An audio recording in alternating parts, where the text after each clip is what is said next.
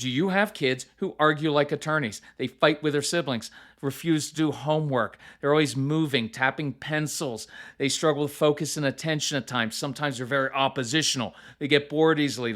They like to do things the hard way. Some of these kids chew a lot. They hum, or they talk loudly and then complain about other people being loud, right? These are often kids who are impulsive. They procrastinate. They wait till the last minute. They often do work in spurts. Do you know why they do that? It's really important to understand. So that's what we're going to discuss on today's episode of the Calm Parenting Podcast. So welcome. This is Kirk Martin, founder of Celebrate Calm. You can find us at Celebrate Calm. I want to encourage you, let your kids listen to this episode because my larger goal is to teach kids how their brains work because these are their brains. They're going to have the rest of their lives. And when they know how to own it themselves, man, it is such a gift to them.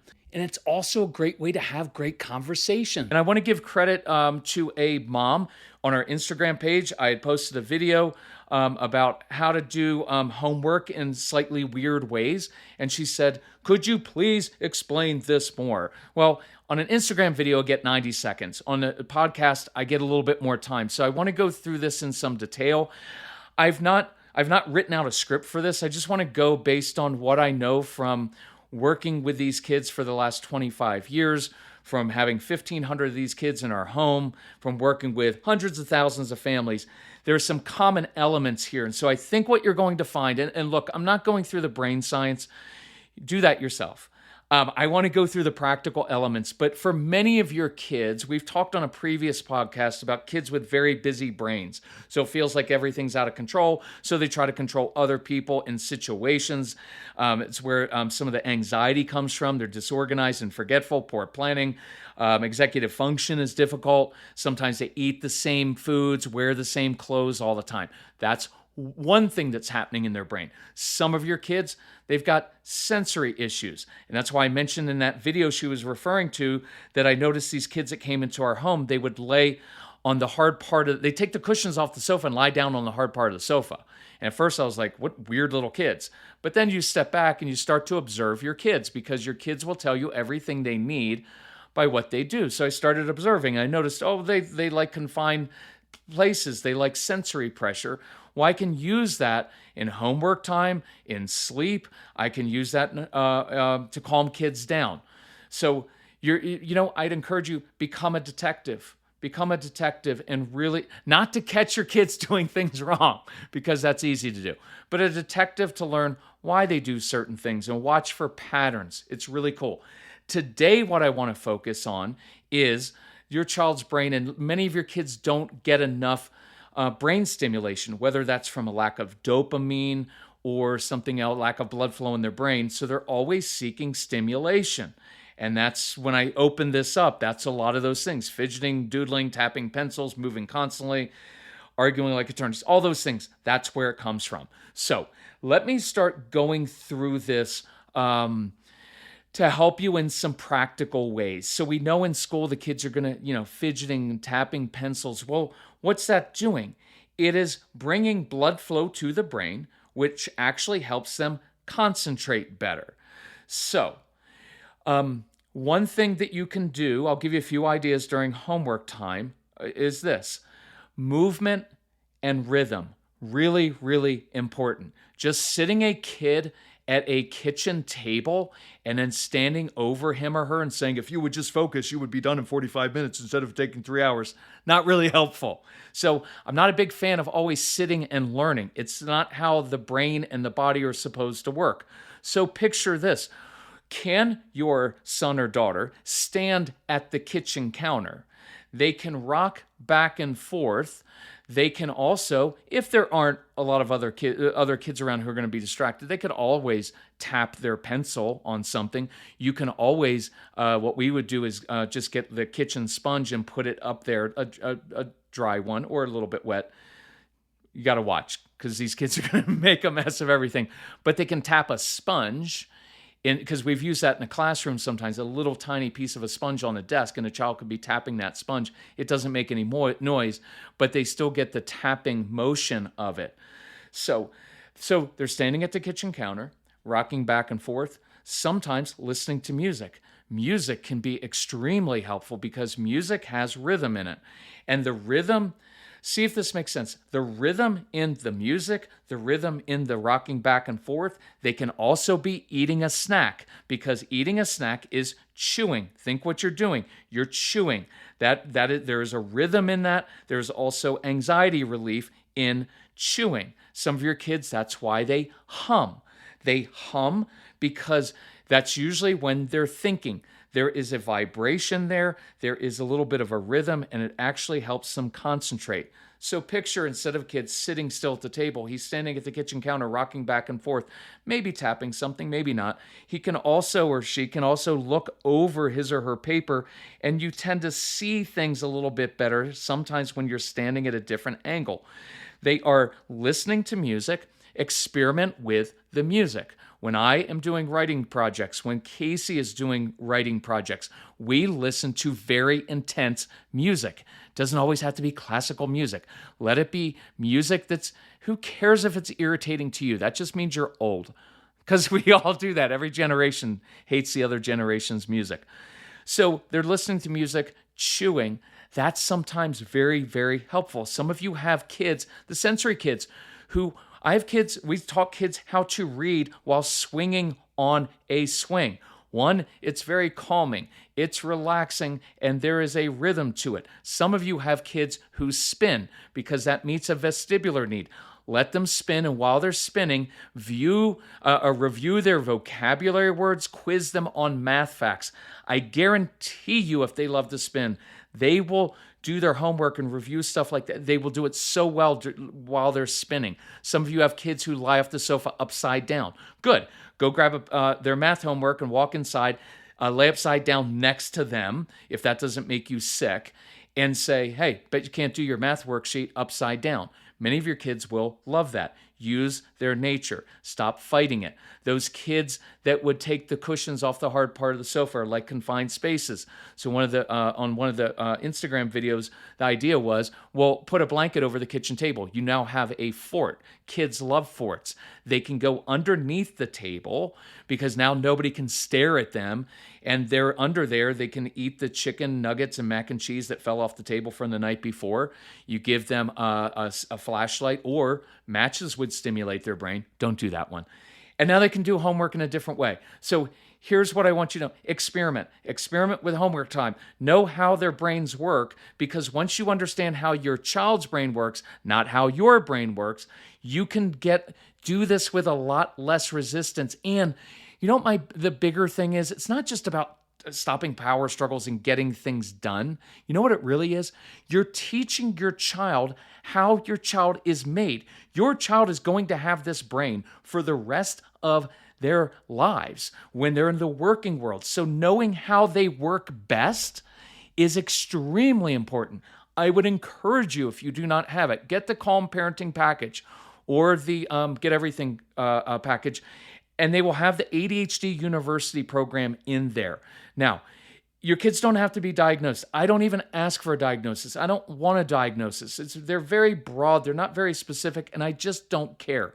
What I want to always know is, what is the behavior? The outward behavior will tell me everything that's going on inside of their brain and heart, and then I just develop solutions for that, right? So your kids don't have to have ADHD, but that particular program goes through, I'd say probably many, many dozens of practical things you can do at homework time and in the classroom to help your kids succeed. Okay, here's another one. Arguing like attorneys. Why do your kids argue like attorneys? We always think it's like, well, they just want to push our buttons because they're jerks. No, and they're not just doing it for attention. The brain seeks intensity. These kids' brains love intensity. And here's what we know as humans. Wherever we can get that intensity the quickest and easiest, that's where we're going to get it. So guess what kids do? They do something wrong, or they talk back, or they argue with you, and guess what? Then you're going to put down your phone, whatever you're working on. You're like, young man, young lady, you are not going to talk to me like that. And you just fed their brain a lot of intensity, but it was in a very negative way. And so we want to bring this in a positive way. A little side note here. If you have kids who were adopted, Kids with attachment issues, this is even more important because this is critical to understand. They associate intensity with connection.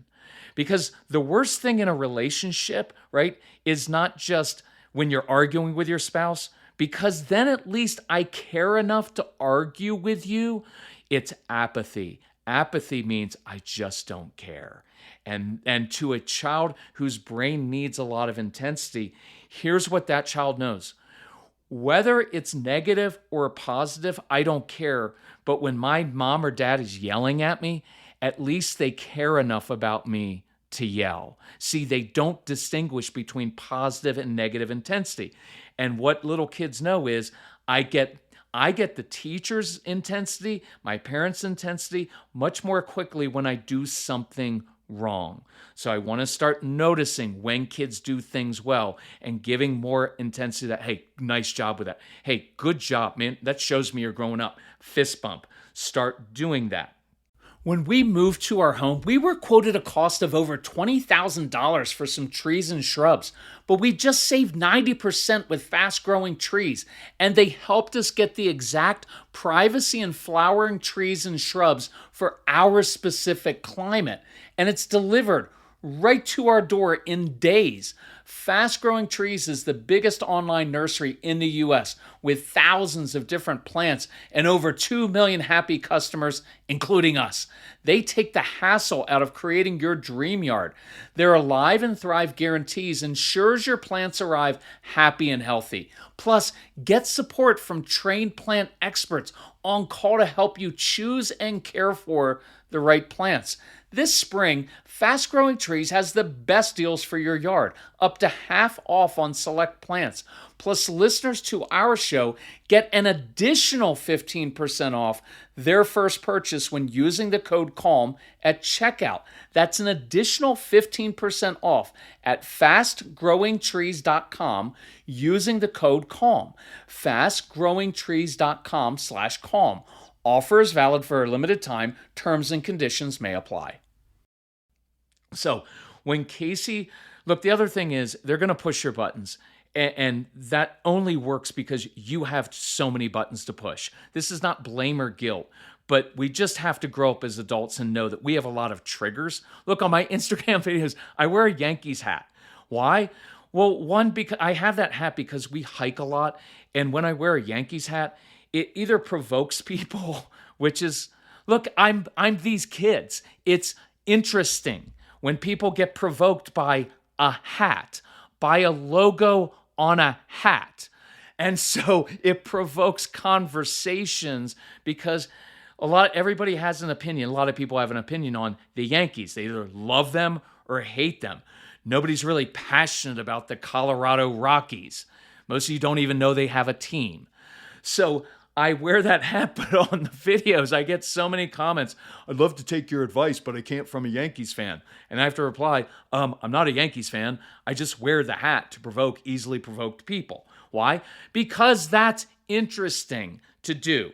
So your kids, when they do that, and I'm not being funny here, it's a gift to you because strong-willed kids are going to help you identify all of your triggers because they're going to find all of them, every last button you have. Your compliant, wonderful children, they're not going to trigger anything in you because they just do whatever you want and it doesn't push you emotionally to change or grow.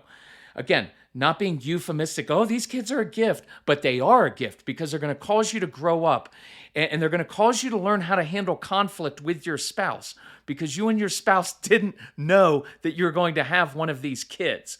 And so you're like, oh, we're going to have a family. It's going to be wonderful. And then you had the strong-willed child. Now you're like, oh, we don't agree on this at all. And so it's going to cause you to have to grow up because if you don't grow up, you're going to grow apart and your family's going to fall apart. So let me give you one, maybe two examples on this. So Casey would come at me because he is an expert button pusher because he learned it from me. So he would push my buttons, and I used to react all the time. Young man, you can't talk to me like that. If I would have talked to my father like that, I would have gotten the belt. And I would react all the time until I finally learned this. So I would stop doing that. I would say, hey, Case, I know what's going on right now, your brain needs to be stimulated.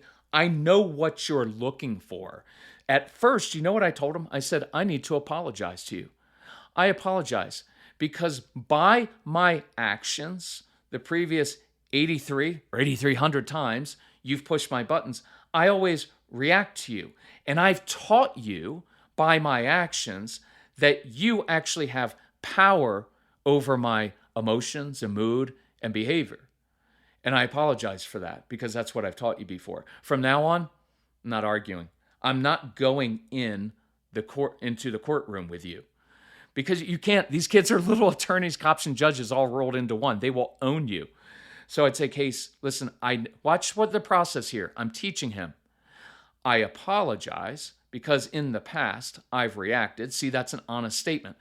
An apology is just like a compliment or affirming your child. It's just a statement of truth. And that's why it's so powerful. There's no groveling. There's no making a big deal of it. It's just a simple statement of fact that this has happened in the past. And I know what you're looking for right now, which is some intensity and for your brain to be stimulated. And I'm not going to give that to you by reacting and fighting with you because I'm not going in the courtroom. But remember, here's where our energy goes. But if you want to do X, Y, or Z, man, I am all over that. And I'm inviting him to do other activities that will give him my positive intensity. Does that make sense? I really want you to practice that. One of our most popular, I think it's a pinned video on Instagram, is the chips and salsa one. And I'll just do a shortened version. I think I can do it in a minute or less. Casey comes at me with that tone. Instead of reacting, I said, hey, I can tell something's going on here. Listen, if you want to grab some chips, I'll grab some salsa. I'll meet you out on the deck, and I'll help you with whatever you're struggling with. See, I'm not going to give in to that. I'm not reacting. I'm not taking it personally. Parents, please stop taking everything personally. And I'll add this, and this you're going to have to wrestle with some of these ideas because you're like, that doesn't sound right. That's not the way I was raised. But the way you were raised pretty much messes up a lot, right? That's why things are so messed up because we never challenge our assumptions. Look, my son cannot disrespect me unless I give him the power to do so. Like, you can write something offensive to me on our Instagram or Facebook page. It only offends me if I give you that power to offend me. Does that make sense? See, it takes it out of we give our kids way too much power. Well, she made me upset. He's causing problems in our marriage. No, you're allowing that. That's not true. And so understand where it's coming from. You can start to solve it. So that's why, kids get bored easily. They're going to do things the hard way. They want to figure it out on their own, even if it's more difficult. It's why they take consequences sometimes, because they like the challenge of that. I mentioned the chewing and humming before. Look, these are all clues for you to start observing your kids and learning. It is a really cool process. I'm going to get sibling fights to end this. Here's an interesting one. Your kids often procrastinate. Why? Because if I procrastinate and wait till the last minute, well, what happens? Now there's pressure. At work, my boss is all over me, or that assignment is late. Well, what happens in college, right? You waited till the last minute. Well, now you've got to pull an all-nighter. And so that puts pressure on you, and you get an adrenaline rush, which brings blood flow to your brain, which actually helps you focus. It's just a negative way to stimulate your brain, but it works. And so one core principle, this is really important to understand with these kids, is it's not about managing their time. It's about managing their energy. Please go through our programs. We go through little nuggets like that will completely change the way you try to motivate your kids. Because if you try to get ADD kind of and ADHD kind of kids and kids on the spectrum, neurodivergent kids, to think like you do, or always in a very rational way and be like, oh, it's about time management, it will not work. It's about managing their energy, because these are momentum workers. These are kids who work in spurts. So here's the final one I want to do. Siblings. Let's go through a common sibling issue. Now, sibling fights tend to come from one of two places. One is resentment toward the other one, the other sibling, because you have a kid who is one of our kids, is kind of always in trouble, feels bad about himself. And then there's like the compliant child, compliant sibling who everybody loves. Well, then there's resentment toward the good child because they're the one that's favored, right? And that goes back to the beginning of time. We don't want that. But here's the other part. It's a brain stimulation issue. It's a boredom issue. So let's picture this for this purpose, the purpose of this example. You've got a strong-willed boy, a son who needs brain stimulation, and then you've got his sister. And so they're in the living room, and all of a sudden, the strong-willed son starts to do what? Starts to poke his sister, irritate, or just look at her. Now, your daughter responds with, Mom, he's bugging me, he's irritating me, he's poking me, or better yet, he's almost poking me without touching me, right? He's bothering me. So what happens? Mom or dad, let's say mom comes into the room. You know what? I buy you guys all these toys and all these video games. You can't even play well together for 20 minutes. Young man, leave your sister alone. How many times have I told you to leave her alone? If you can't leave her alone, you're going to lose your video games and you're going to go to your room. And guess what this kid just got? A lot of intensity. He got intensity from his sister by just looking at her. Now, mom came in and gave him a lot of intensity. It's all negative, but still feeding his brain. Then what happens? Dad hears the chaos and commotion, and dads, some of us, right, the engineers, the ones who like a lot of order, you can't take the chaos, so you come into the room to fix the situation, which always makes it worse, and you start yelling at your son. How many times have I told you to leave your sister alone? You don't pick on her. And guess what?